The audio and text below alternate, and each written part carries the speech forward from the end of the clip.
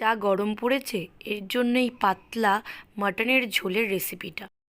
কড়াইতে প্রথমে সর্ষের তেল গরম করে ওর মধ্যে কেটে রাখা ছোট ছোট আলুর টুকরোগুলোকে দিয়ে দেবো ভাজার জন্য। যখন এটা ভাজা ভাজা হয়ে যাবে একটা অন্য পাত্রে তুলে রেখে দেবো। আবার সেই গরম তেলের মধ্যেই পেঁয়াজ কুচি দিয়ে দেবো বেরেস্তা করার জন্য বা লাল লাল করে ভাজার জন্য।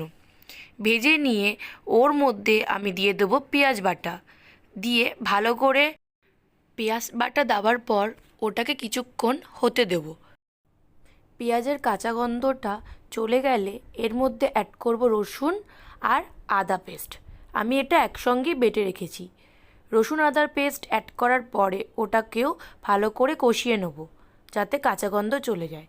এরপর আমি এর মধ্যে অ্যাড করব হলুদ গুঁড়ো।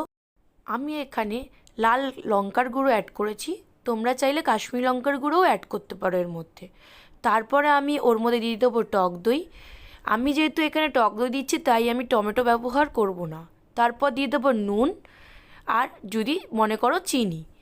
তো এবার মাংসটা ভালো করে ধোয়ার পর ওটাকে আমি ওই মশলাটার মধ্যে দিয়ে দেবো, দিয়ে ভালো করে কষিয়ে নেব। এইটাকে ভালো করে কষাতে হবে, যেহেতু মাটন, তো মাটনটাকে ভালো করে যতক্ষণ না তেল বেরোবে ততক্ষণ কষিয়ে যেতে হবে।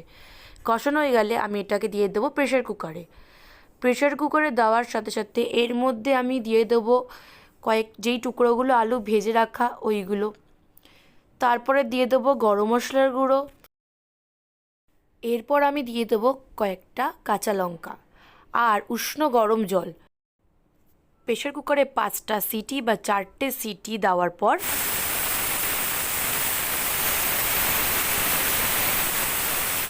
Mutton ready. এই গরমে পাতলা মাটনের ঝোল।